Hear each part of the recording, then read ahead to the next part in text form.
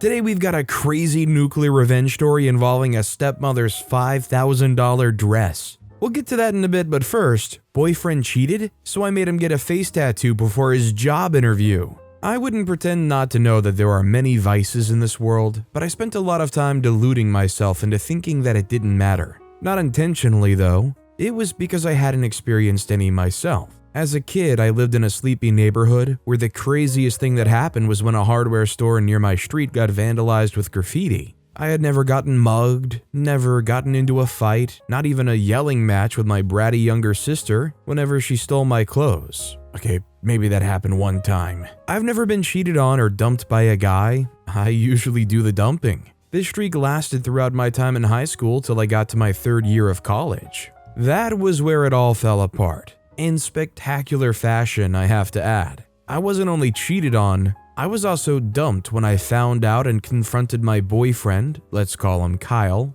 I have to say, being on the other end of a breakup for the first time hurt way more than I expected. And being the kind of person I was and still am, I couldn't let it go. I got my revenge in a way that would make him face the consequences of his actions, pun intended. Let's start with how Kyle and I came to be in a relationship. The irony of that is that it all started with a bad breakup. I came back to my dorm one afternoon after the final paper of my second semester midterm test. I had spent my waking hours of the past week basically cramming all that had been taught in the new semester. I'm not the type of person that studies when I'm supposed to. I like to leave it all till a week or two before I have an important test or examination. I love the rush, was what I told the people that dared to ask. I was done with the test, and all I wanted was to sleep for a few days and maybe catch up on some of my favorite series when I woke up. But as soon as I crept up on my bed and closed my eyes to what was supposed to be the best rest I'd had in a while, my phone rang, and it was my best friend and course mate Tori. I ignored it the first time because I was already invested in sleeping. She called again, which I also ignored. When she called the third time, I knew that something was wrong. Tori was the type of person that doesn't call more than twice in a row. I picked up the call and half yelled at her to leave me alone. She told me that there was an emergency and I needed to meet up with her as soon as possible. I asked her what the problem was, but she wouldn't tell me. I got scared and decided to pull on some clothes and meet up with her in her apartment. When I got there, she still wouldn't tell me what was going on. She just told me to follow her, which I did. We got to a dessert shop, and to my utmost disappointment, the big emergency was the fact that her flatmate and our mutual friend Maya was stress eating. Her boyfriend, who she had thought she was going to get married to, broke up with her. Apparently, he couldn't tolerate the fact that she was asexual and wasn't as sexually inclined as he was. She was pretty hurt by the breakup and she was grieving the only way she knew how to, stress eating. When we got there, she was already on her third bowl of brownie sundae. We stopped her from eating anymore because she'll only regret it the next day. We stayed in the dessert shop for another few minutes consoling her. Personally, I didn't see why she was making a fuss about it. I never liked her boyfriend, Ahmed. He was an arrogant, misogynistic jerk who thought he was better than everyone, and I thought she was better off without him. She finally agreed to leave the dessert shop and we took her to the apartment. I thought it was all over and soon enough I'll be able to go back to my bed and get some well-deserved sleep. But Tori had other plans. When I tried to leave, she announced an impromptu girls' night out. Now, I've never been opposed to girls' nights out, but I really wanted to get some sleep. I told her I wouldn't be able to go out with them, but she wasn't taking no for an answer, owing to the fact that we did the same course. I couldn't lie to her that I still had another test the next day and I needed to study. I had no choice because I've always been the instigator of all the past girls' nights out, and even when it wasn't convenient for them, they still tried to show up. The time was set, and even though I wasn't dressed for an outing, I didn't bother to go back to my apartment. If I did, I might decide to take a 10-minute power nap, which will inadvertently last the whole night. I decided to borrow one of Tori's dresses, and we went to a club a few blocks away from the apartment. I was still feeling really tired, so I decided to hang back when Tori and Maya went dancing. I stuck to club soda instead of the shots of tequila Maya ordered. After a moment, the bartender slid a glass of strawberry daiquiri to me. Confused, I pushed back the glass and told him I didn't order the drink. He smiled at me and pointed to a guy seated at the end of the bar. The guy waved at me and started to walk over. Ordinarily, I wasn't in the mood to talk to anyone, but Tori and Maya seemed to be having a good time on the dance floor, and I still needed to wait for them before I headed home. No harm in talking to the handsome-looking guy. In hindsight now, I should have just joined my friends at the dance floor. I wouldn't have had to talk to him, and maybe things wouldn't have turned out the way they did.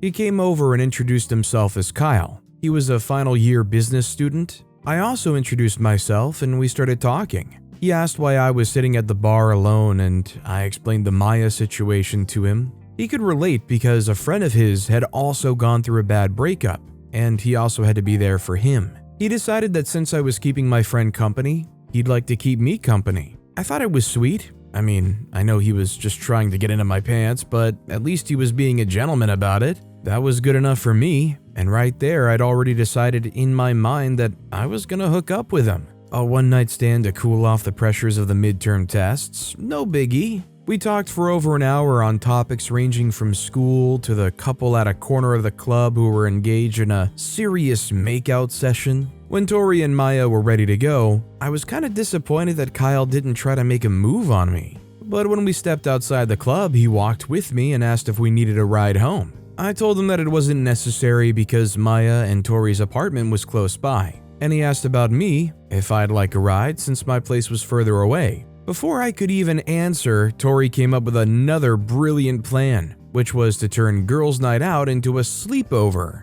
I was pissed off because that was my chance to get with Kyle, but I agreed to the sleepover and said bye to Kyle. Before I left, he told me that he would like to see me again. He asked for my number and invited me for a coffee date the next day. I didn't know how to answer at the moment because I wasn't looking for a relationship. All I wanted was a quick lay, but still, I didn't want to say no to Kyle. He was there for me that night and he was the perfect gentleman. So I gave him my number and told him I'd think about his coffee date proposal. I didn't think about the coffee date. As soon as I got to Maya and Tori's apartment, I lay on Maya's bed and slept off till the next day. I didn't remember Kyle until he texted me that evening. I called him and we talked for a while. I eventually agreed to go out with him. A few days later, we went to see a movie at the nearby cinema. After the movie, we got froyo and talked while he walked me home. Throughout our entire date, I was actively looking for something wrong with Kyle, a red flag if you will, to dissuade me from falling for him,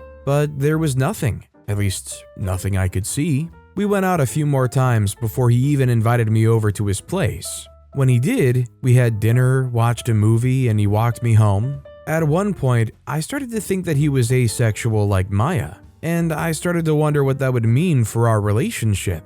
Eventually, we had that talk, and he explained that he couldn't get intimate with anyone he wasn't romantically attracted to. That was why I felt so special when he asked me to be his girlfriend, and we got intimate for the first time. For the first few months, we were inseparable, mostly because I'd fallen really hard for him and partially because we were going at it like a couple of honeymooners. I wasn't even going back to my apartment anymore. I had all I needed at his place and it was almost like I'd moved in. Eventually, I decided that we needed our privacy and moved back to my place after we had one too many fights about who left the toilet seat open. We were going strong and I could already picture our wedding and honeymoon in the Maldives, something I never did for any of my past boyfriends. I was so crazy about him that one day, on a dare, I went with Maya and Tori to a tattoo parlor and tattooed his name on my chest. It was a stupid and impulsive move, but I did it because my friends didn't like him as much as I did. They thought he was pretentious and that he was hiding stuff, so I had to show them how sure I was of him. Big mistake. Turns out my friends were right and I was about to find out. We were already 1 year and 2 months into our relationship, and Kyle had already graduated from college. He was applying for jobs in companies around and hadn't gotten any replies. It was starting to get frustrating for him. I tried my best to be the perfect girlfriend for him at the time. I had friends who were well connected in the business world, and I made 1 or 2 phone calls, and he was asked to apply. He did, and he was asked to come in for an interview. As the day of the interview came close, Kyle decided that he needed his space to prepare for the interview. I respected his decision, but a few days later I decided to grab some lunch and take it to his place. As soon as I got to his place, I knew something was off. A pair of female sneakers was outside the apartment and they were not mine. I tried to keep an open mind and stepped into the house. As soon as I got to the bedroom, my fears were confirmed. He wasn't alone in the apartment. My boyfriend, who I thought was preparing for his interview, was with another girl. And they weren't just sitting around TV, if you get what I mean. It hurt so bad because I never saw the signs. He never pegged me as a cheater. He'd been perfect for so long and he had me fooled. I was heartbroken, but I also had so many questions. Last I checked, he told me he was demisexual and couldn't get with any girl he wasn't romantically attracted to. Was he lying about that? Or did he not love me anymore? I still don't know the answer to that till today, but it didn't matter. He cheated on me. That was unforgivable. I stepped into the bedroom and before I could even yell out my anger, Kyle dumped me right there. His reason? He wasn't feeling the relationship anymore and needed to discover who he was outside of us. Funny how this didn't come up when I was helping him look for a job. I told my friends Tori and Maya, and they devised a plan to get back at him. That night, I invited him to a bar to talk.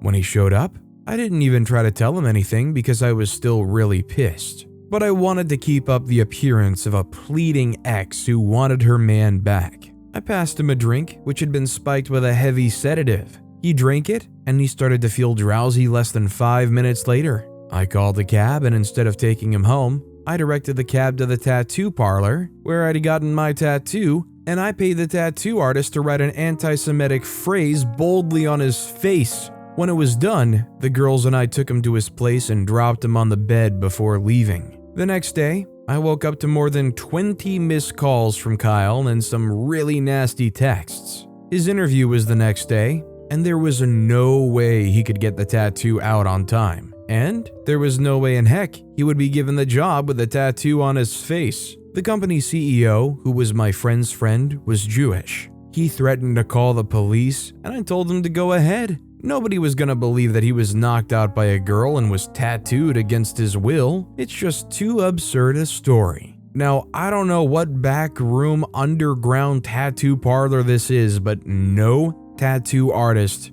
who is even mildly respective of their job and cares about it is going to do that, because that is instantly a way to make sure that you are never having a tattoo license ever again. That said, our next story is, I ruined my stepmother's $5,000 dress. My school had this very embarrassing culture of making students who failed the year take extra classes during the summer and write the exam again to be promoted. After their exam, they would be coached for the next term, just so that they could perform better and not need holiday lessons the next break. Children who had parents who wanted their child to be on top of the class come resumption could also make their kids attend the summer school classes. It was very humiliating to be found in summer school when your mates were on vacations, chilling at home, or visiting each other. I had never gone for any summer school program. The closest I came was having a private lesson teacher. To go to school and face the humiliation of being in summer school with the class worsts, that was so unlike me, at least until my father brought Lisa home to live with us. She forces us to go for summer coaching, and she got the reward of her action. My dad was dating a young woman, Lisa, that me and my brothers only knew from a distance. We were happy for my dad at first because he was finally getting his dating game on. But when he met the woman, none of us really liked her. It still didn't bother us because the only time we saw her were on weekends when she came from movie nights or any other random moments when we met. But when our father announced that she was going to live with us, reality dawned on my siblings and I. I don't know what we were thinking. Maybe we somehow didn't reason things down to the point where a guy eventually gets married to the woman he'd been dating. Somehow our minds skipped that, and we just had hopes that because she had such a terrible attitude, their relationship would end in a way my dad would not get hurt. We talked about all these things, as siblings do, but did we tell our dad? No. We couldn't break his heart that way, especially since it'd been a long time since he was in the dating market. Now, the man loved a woman that we did not like. So you can see how freaked out we were when my dad told us Lisa was moving in. I was probably the most annoyed because I'd gotten used to being the only female in the house. My dad used to say that he wished I had a mother to tell me all the things women told their daughters, someone to talk to. I always told him that it was fine and I knew he was doing his best. During my periods, my brothers and my dad pampered me, They also studied my cycle to know when I was going to be in a horrible mood and steer clear of my path. They also made it a competition to try to cheer me up when I was in those moods. Maybe having another female would not have been so bad if it wasn't Lisa. She was the antagonist I was sure would upset the balance of how things worked in our home. The day came for her to move in, and just as my brothers and I predicted, she came with her clothes and other belongings with an extra load of bossiness. The literal first thing she said when she walked into our house was that now that she was going to live there, she would like to redecorate everything more beautifully. My dad heard, but all he said was that it would be good to have a feminine perspective on decor and furnishing. He said he lacked that and just put anything anywhere. But he forgot that we'd been living like that, and we liked the fridge to be closer to the living room that was stuffed inside the kitchen because our fridge was always stocked with soda and leftover takeouts from restaurants that we just wanted to heat up and munch on. Lisa did not like that idea. She wanted any food we ate at home to be cooked at home, overseen by her. Obviously, she would say that because the only person who could actually cook was her. She made it a point to make that I was a growing woman and I should have known how to make meals for my family. I was only 11 years old then, and she made it sound like I was done with college and didn't know how to fry eggs, which I could, by the way. Things changed in our house. We now had to wake up an hour earlier so that we could get to school hours earlier and use the library before other students resumed. There were no more Saturday movie nights, even though Lisa called for them. Nobody just wanted to see a movie with her. Plus, we knew that her pick would have been something educational or motivation, and we wanted action. She said no to that, so that marked the end of movie nights for us. As if that wasn't enough, she also limited our screen time and had us drop all of our devices on the dining table when we were going to bed. She oversaw homework and assignments, made sure we went to bed early, had a healthy home-cooked dinner, and got up early for school the next day. And what did she do all day? I don't know, she was just always home cooking, cleaning, rearranging, and buying up more things we didn't need for the kitchen. Her reason was that cooking was cheaper, but the total sum of kitchen appliances, food stuff, and cooking gas that we bought far exceeded what we would have spent on a family-sized pizza or pasta every evening.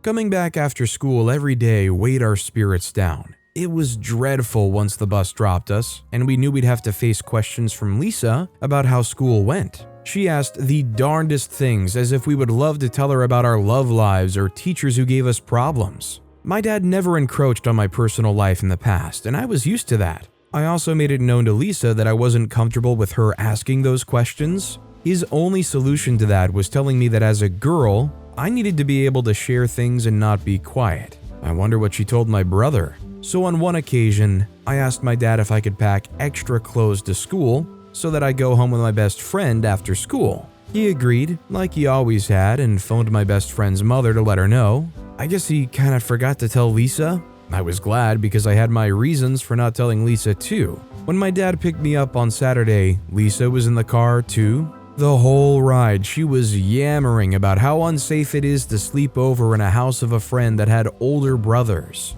She called off any sleepovers in her place again. But I had older brothers too, and my best friend's parents never stopped her from coming home with me. My dad never stopped me from going over to her place. I looked over at my dad, who was driving, to hear what he would say. I had to call his attention, and all he could say was, "She's right, honey." Once we got home, I ran up the stairs and refused to come down for lunch or dinner. One of my brothers snuck some chow into my room at night and we ate it together, talking about how much we hated Lisa. I remember multiple times when she showed up for my games in school and my teachers or my mates called her my mother. I would blatantly shout out that she was not my mother, and one day I said she will never be my mother. My dad got to hear of this because Lisa heard me. There, it dawned on me that it was a big deal for my dad. He actually planned on proposing to the woman.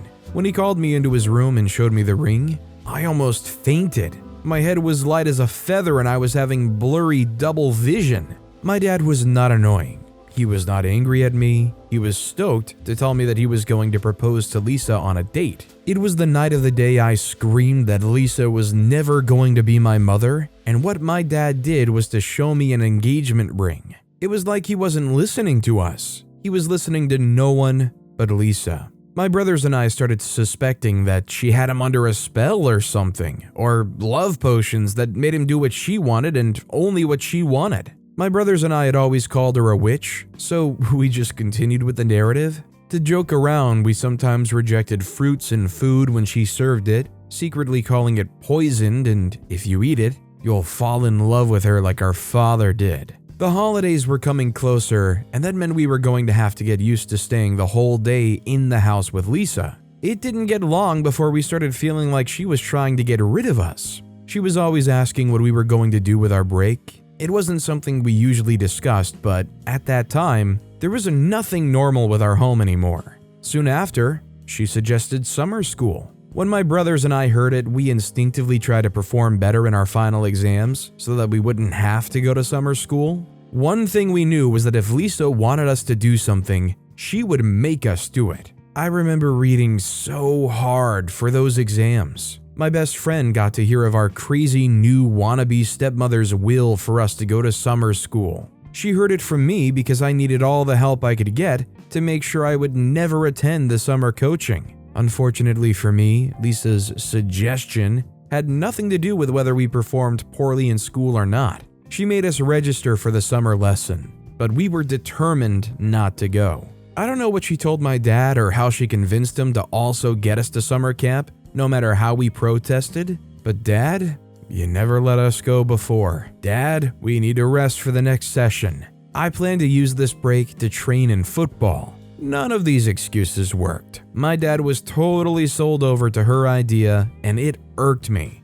No matter how much we frowned, sulked, and didn't want to talk to anyone, my brothers and I went to summer school that year. Soon, other people got to know. I was too ashamed that I was in summer school that I couldn't even say that it was my stepmother who forced me to go with no just cause. Others would have thought I failed, except my classmates who actually knew. We went each day thinking that Lisa took that decision because she wanted us to be better than our classmates the coming year. That was until it dawned on us that she was only trying so hard to keep us away from the house as much as possible. During the summer, my dad also took a leave from work, and that meant Lisa and him were free to go anywhere, anytime, and that is what they did. On one of those days that they went out, my dad finally proposed to Lisa. I had already told my brothers what our dad said he would do, so we were just waiting silently for the day our gloom would turn to our final doom. The news hit us like when you'd been warned of a natural disaster, and all you could do was wait for it to happen.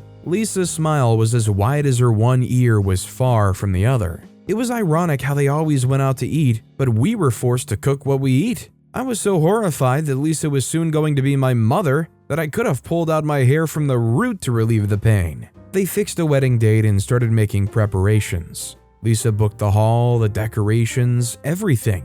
She didn't even let her soon-to-be husband's children make any decision on their father's wedding. We had always played around with how I wanted to be a bridesmaid to the bride just for the fun of it. Now, Lisa was making all the decisions and choosing only her friends to fill the bridal train. That about did it for us. Our father was getting married too, and she didn't have to make it all about her. Then there was the $5,000 dress that she bought. It was beautifully adorned with stones and shines beautifully, but I hated it the moment that I saw it because it was for Lisa. I wasn't going to let her wear that gorgeous dress. Honestly, I don't know what came over me. My dad and brothers weren't home and Lisa had her friends over. They were in the living room squealing, excited about the bags of bridesmaid dresses, jewelry, and most of all, the bride's dress they just bought. Her friends went on and on about how she managed to score the perfect man and how they just wished they could find a man like my dad. I felt she was using him. Indignation burned inside of me as she bragged more and more about herself and her man, my dad. I just waited. When her friends left and she saw them off, I ran to the bag where I knew her dress was. I tore open the bag, and with all the strength I could muster, I yanked at the dress. It gave way a bit, but not enough to quench my anger. I ran into the kitchen, still burning hot with fury, grabbed a scissors and a knife, and destroyed the gown until I was satisfied. I looked at my work. It was perfect. Strips of the gown were scattered everywhere. Then I bolted. I took off. I really didn't know where I was going, but when I came back, my dad, Lisa, and my brothers were staring at the ruined wedding dress.